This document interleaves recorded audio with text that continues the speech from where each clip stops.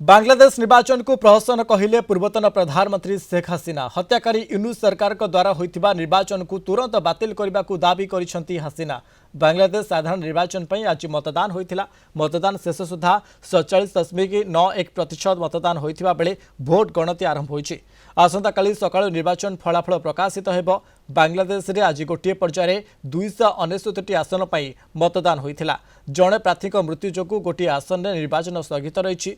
तारिक रहमान को नेतृत्वाधीन Bangladesh nationalist party बा PNP और जमात ए इस्लामी नेतृत्वाधीन 11 दल को नहीं गठित मेंट मध्य तीव्र प्रतिद्वंदिता होउछि। चलित निर्वाचन शेख हसीना नेतृत्वाधीन आवामी लीग उपर प्रतिबंधक जारी करा जायछि। आवामी लीग को निर्वाचन बाद दिया निष्पत्ति को तीव्र समालोचना करिसेंती हसीना। यह द्वारा देश में अस्थिरता बढ़िबो बोली कहबा सह अंतरीण सरकार को जोरदार समालोचना करिसेंती। एही निर्वाचन केवल जमात इ इस्लामी भली कट्टरपंथी शक्ति को क्षमता को आनिबा पई एक षड्यंत्र बोली हसीना अभियोग करिसेंती। संसद निर्वाचन सहित जुलाई नेशनल चार्टर उपरे रेफरेंडम होइथिला, जोंथरे प्रधानमंत्री को कार्यकाल सीमा एवं संसदीय संस्कार पर विषय सामिल अछि।